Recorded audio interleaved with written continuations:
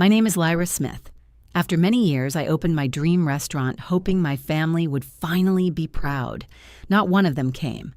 Every chair stayed empty while they laughed at my sister's backyard party drinking cheap beer under string lights. I stood alone in a candlelit dining room, lemon tart, untouched. Hours later, Dad texted, "We should discuss what you owe the family for that restaurant." My reply was ice cold and it made them regret everything.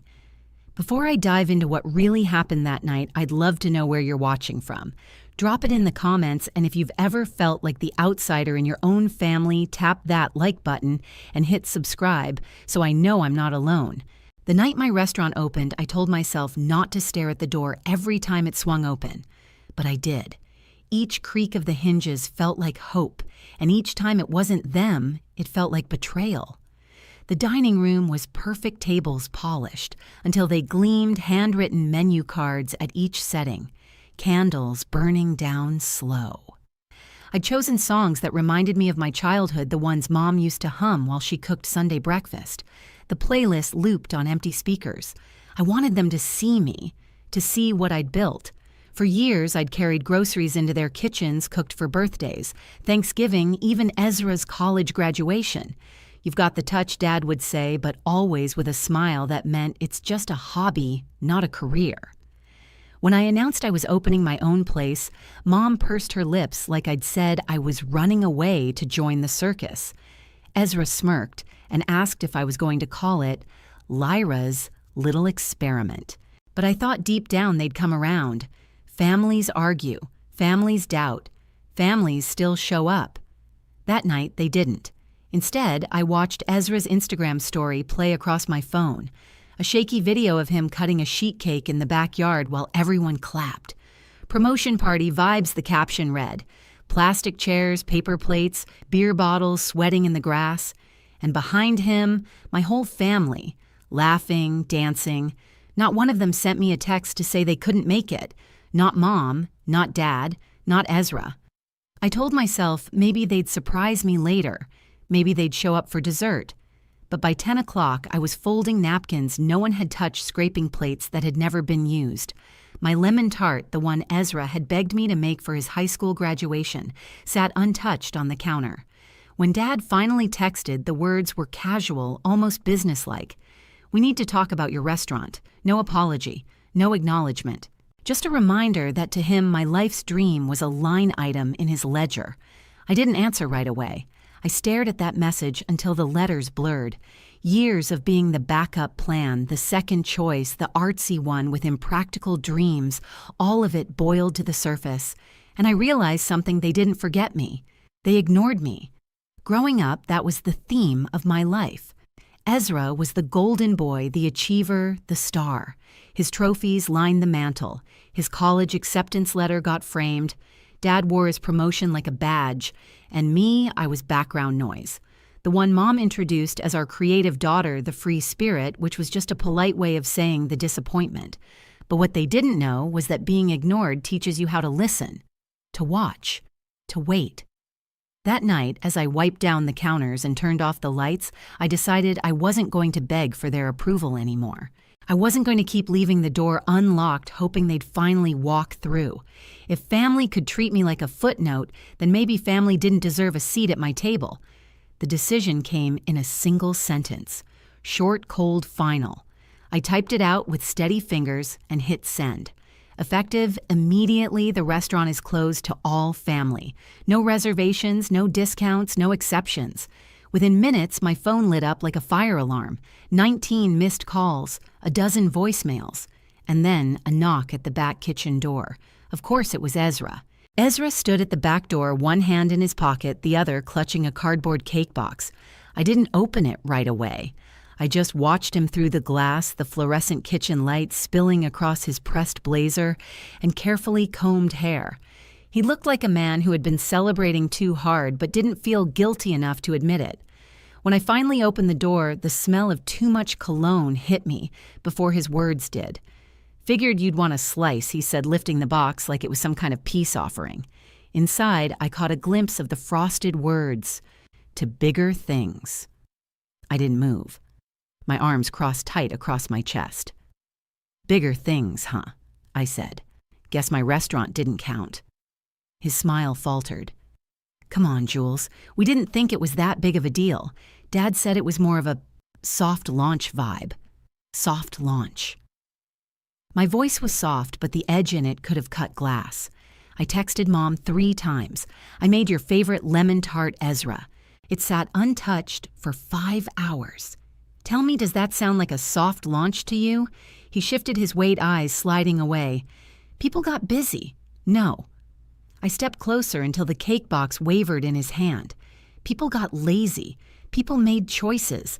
And every single one of you chose not to show up. For a second, the mask cracked. His jaw tightened and the smile disappeared. Dad wants to invest, he said, changing the subject. He sees potential now. He asked me to talk to you. There it was. The real reason he'd come. Not guilt, not love, just business. Tell Dad the restaurant's fully funded, I replied, and the investor bought exclusive rights to my loyalty. Ezra blinked. What does that mean? It means you're late? I said, reaching for the trash bag by the door, and I don't do leftovers. I tossed the bag into the dumpster, the sound sharp in the quiet alley. His shoulders sagged, but his mouth kept working. Jules, come on. Don't make this into some big drama. We're family. I looked him dead in the eye. Exactly. Which is why it hurts more. I shut the door. His footsteps faded slow and heavy until there was only silence. The next morning I changed the locks, not just at the restaurant, but at my apartment too. For years, my family had treated my space like a revolving door. Lyra, we need a place to crash. Can we store some boxes here? Can I borrow your car just until Monday every time I'd said yes because saying no made me feel selfish? Because deep down, I thought being useful was the only way to be loved. But love doesn't flake on your life's biggest night. Love doesn't shrug off your invitations. So I posted a sign on the restaurant door. Due to overwhelming support, we're transitioning to reservations only. No walk-ins accepted even if we share DNA. By noon, a food blogger had snapped a photo. By evening, it went viral. The comments poured in, "This woman is my hero. Boundaries taste better than betrayal. Tell Ezra to eat a slice of humble pie." My phone buzzed nonstop. Mom called 5 times, left a single voicemail. "Lyra, this is childish. We made a mistake, but you're making things worse." I didn't respond. Instead, I greeted the first couple who showed up after the story spread. Tourists from Georgia.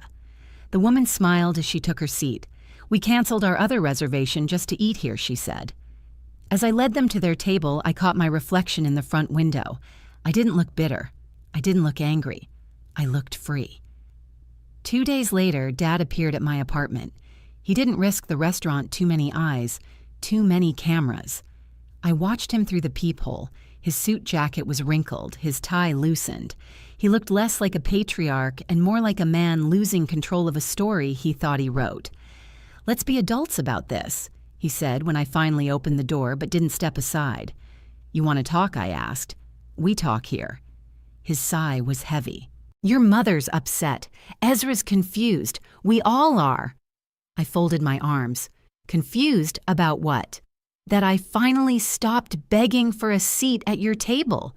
"This is ridiculous," he snapped. "We're not enemies. No," I said evenly. "You're just people who forget I exist unless I'm footing the bill or cooking the meal." He flinched, then lowered his voice. "I was going to help you. I was looking into some financing." "You mean equity?" I shot back. "Control." His face hardened. "Don't be paranoid." I stepped inside, grabbed the manila envelope sitting on the console, and handed it to him. "Here's the deed. The restaurant is solely in my name. The LLC, the recipes, the patents, all mine." His eyes flicked over the papers. "You got a lawyer." "I got a team," I said. "Funny what happens when you stop waiting for permission to shine." He muttered something about burning bridges. I answered calmly, "Then I guess I'll learn to swim." When the door clicked shut behind him, I felt lighter than I had in years. But the battle wasn't over. That night, Ezra's fiancée, Natalie, showed up at the restaurant, trembling, phone in hand. She slid into a booth, eyes darting around like she was being followed. I didn't know she whispered. I didn't know how far they'd go. I stayed quiet, waiting. They created a WhatsApp group, she said. Your mom, Ezra, Aunt Linda, even Cousin Mark. They called it Project Reset. The plan was to pressure you into selling the restaurant or force you to fail. Her hands shook as she pushed the phone across the table. Screenshots, dates, voice notes, proof. Why are you telling me this? I asked. Her voice cracked. Because they dragged me into it, and because I don't want to marry someone who treats his sister like that. I stared at the evidence glowing on the screen. My family wasn't just dismissing me anymore. They were actively trying to destroy me. And in that moment, I knew this wasn't a misunderstanding. This wasn't a family spat. This was war. I didn't sleep that night. Natalie's phone burned in my mind, every screenshot seared into memory. Project Reset. The name alone made my stomach twist. It wasn't just careless words or petty jealousy.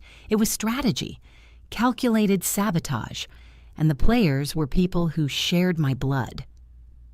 The next morning, I found Grandma at the kitchen table clipping coupons with hands that shook more than they used to. The sun poured through the blinds, striping the table in gold and shadow. She didn't ask where I'd been or why my face looked like I hadn't slept. She just pushed a plate of toast toward me, butter melting into the corners. Eat, she said softly. I sat staring at her fragile hands. She'd always been the one who saw me not the chef, not the disappointment, just Lyra. The woman who slipped me a 20 when Dad barked about responsibility. The one who clapped loudest at my high school talent show. And now the same family she raised was plotting to erase me. Grandma, I asked carefully, did Dad ever pressure you about money? Her eyes flickered, then settled on her coffee cup. He's always had ideas, she murmured. Investments, plans. But I never thought her voice cracked. She stopped. That was my answer. By the time I walked into my restaurant that afternoon, I'd already called 3 numbers, 1 lawyer, 1 accountant, 1 friend who knew how to dig into things the internet could hide. The smear campaign had already started. Yelp reviews tanking me with identical phrases. Food was cold. Staff was rude. We didn't belong. None of them matched my reservation log. It was war by keyboard, invisible but lethal. I refused to crumble. That night, I sat across from my lawyer, a sharp woman named Davis, who wore her hair pulled back so tight it looked like it could cut. She flipped through Natalie's screenshots, her lips pressed thin. This isn't family drama, she said flatly. This is organized interference, harassment, maybe even fraud. What can we do? I asked, my voice lower than I meant it to be. We start with a cease and desist, Davis replied. And then we build a case. Elder financial abuse, attempted coercion, defamation. But we'll need more than screenshots. We'll need a witness. My chest tightened. Natalie's trembling hands, her whisper, I don't want to marry someone who treats his sister like that. She'll testify, I said steady. She knows the truth. Davis nodded once. Good. Then here's the plan. We let them think they're winning. We watch. We gather everything. And when they come back from whatever trip they're on, we'll be waiting with paperwork they can't ignore. I leaned back, exhaling for what felt like the first time in days. The plan wasn't revenge for revenge's sake. It was survival, protection, boundaries carved in stone instead of sand. But boundaries come at a cost. That week, Grandma wilted under the silence. She watered her garden in the morning, cut roses in the afternoon, but she moved like her body carried weights. Every time the phone rang with Mom's name, I watched her flinch. She didn't pick up. She didn't defend herself. She just stayed quiet. One evening, I found her staring at an old photo, our family at Ezra's high school graduation. Everyone smiling, arms around each other, except me standing at the end, half cropped out of the frame. Maybe I should call them, she whispered. No, I said quickly. Too quickly. Grandma, they don't want to fix this. They want to erase it. They want to erase me. Her eyes watered, but she nodded, tucking the photo back into its frame. She didn't argue. I walked away, guilt tearing at me. But then I remembered Dad's words at my apartment, I was going to help you. His version of help had always meant strings, attached chains disguised as lifelines. I wasn't falling for it again. The next move came faster than I expected. A supplier called Voice Apologetic. "Lyra, we got a call from your dad. Said you weren't paying your invoices. He told us to pull your account." My blood ran cold. "That's a lie," I snapped. "Check your records." "I did," the supplier admitted. "Your payments are early." But he sounded convincing. Convincing. That was Dad's gift. He could look a stranger in the eye, spin a story, and make it gospel. That night, I sat with Davis again. She tapped her pen against the table. "He's escalating. That's good. It makes him sloppy. Keep documenting everything." I left the meeting with a folder heavier than my chest, but inside me, something else stirred.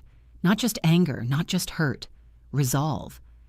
I started talking to my staff differently, firmer, clearer. "We protect this space," I told them. "We don't let the noise outside define us. We cook. We serve. We stand tall." They nodded, some of them even smiling. One of the servers, a single mom named Carla, squeezed my arm. "You're stronger than them," she said.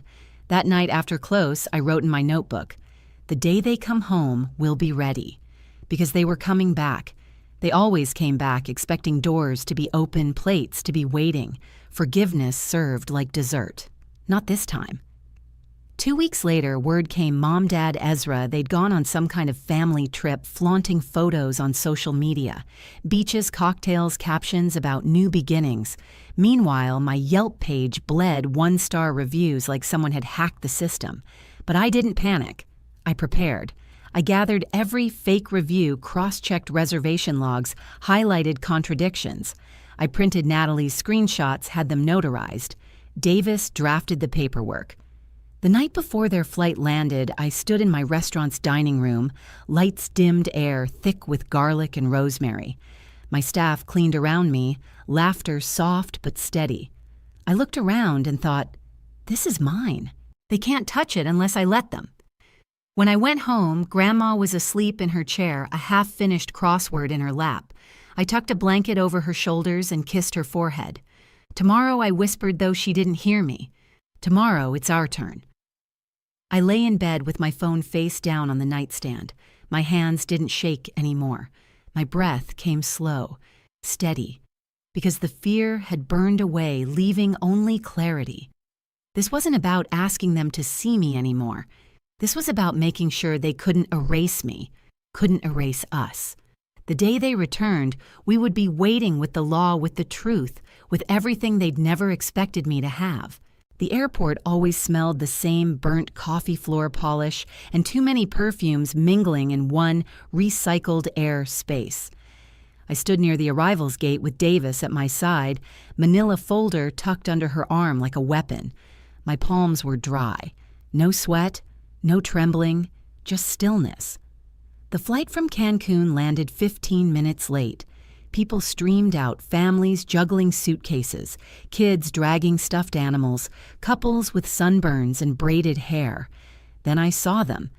Dad first, shoulders squared, rolling a sleek black suitcase. Mom trailed behind sunglasses perched on her head, lips tight. And Ezra, tanned, grinning, scrolling on his phone like the world owed him more attention. They spotted me almost instantly. Dad slowed. Ezra smirked. Mom whispered something under her breath. Davis stepped forward. "Mr. Smith, you've been served." She held out the thick envelope. Dad froze. For the first time in my life, I saw him hesitate. Not calculating, not charming, hesitate. People moved around us, curious glances darting our way. Ezra laughed. "Seriously, in public? You've lost it, Lyra." I locked eyes with him. "No, Ezra. I found it." Dad snatched the envelope, flipping through the pages with a clenched jaw. "This is ridiculous. You think you can drag your own family through the mud over what hurt feelings." I stepped closer, my voice low but clear enough for everyone to hear. Over fraud, over harassment, over trying to destroy everything I built because you couldn't stand that it wasn't yours to control. Mom finally spoke, her voice sharp as glass.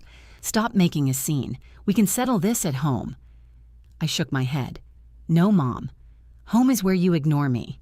Home is where Ezra gets a promotion cake while my restaurant sits empty. This, I gestured at Davis, the papers, the people watching. This is where accountability happens. Ezra's grin faltered.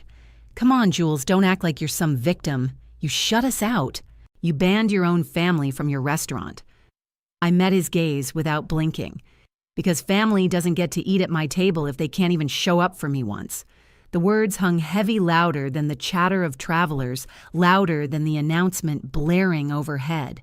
Dad jabbed a finger toward me. This will come back to bite you. You're burning bridges you'll regret.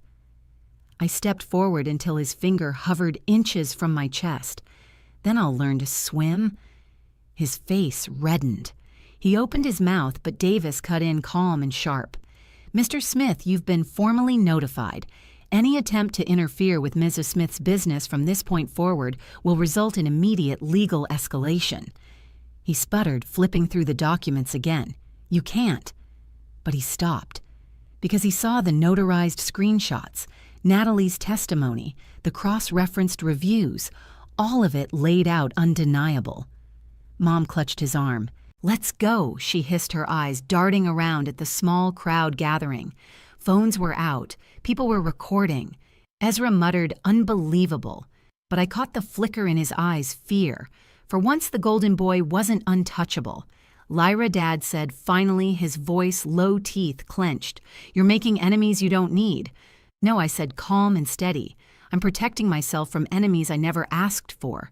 The only difference now is that the world gets to see who you really are. Silence stretched between us. Then Dad turned, dragging Mom by the arm suitcase wheels, rattling angrily behind him. Ezra followed slower, shoulders tense. He glanced back once, lips pressed tight, but he didn't say a word. They disappeared into the crowd. I exhaled a shaky breath I didn't realize I'd been holding. Davis touched my arm. You did it. No, I said softly, watching the doors slide shut behind them. We did it. But the confrontation didn't end at the airport. The smear campaign collapsed almost overnight. The article Davis arranged with the journalist went live the next morning. Chef exposes family's plot to sabotage her career. Screenshots, timelines, testimony. Natalie's name was right there, her words damning. The internet lit up. Hashtag spread. Stand with Lyra. Old friends reached out, strangers left 5-star reviews. Customers lined up at my door. The restaurant buzzed like never before, clinking glasses, laughter spilling into the street plates cleared to the last crumb. My staff worked with a new energy, proud, defiant. They knew the truth, and now so did everyone else. But the biggest moment came 3 nights later. We were closing up when the door opened. Natalie stepped inside, pale but resolute. She slid into a booth, her hands clasped tight. They're furious with me, she said, but I couldn't marry into that, not after what I saw. I sat across from her. You did the right thing. She shook her head. I just told the truth. You're the one who stood up to them. Her words lingered as I walked her out. For the first time, I didn't feel like the black sheep, the outsider. I felt like someone who had rewritten the story. The real turning point came in court weeks later.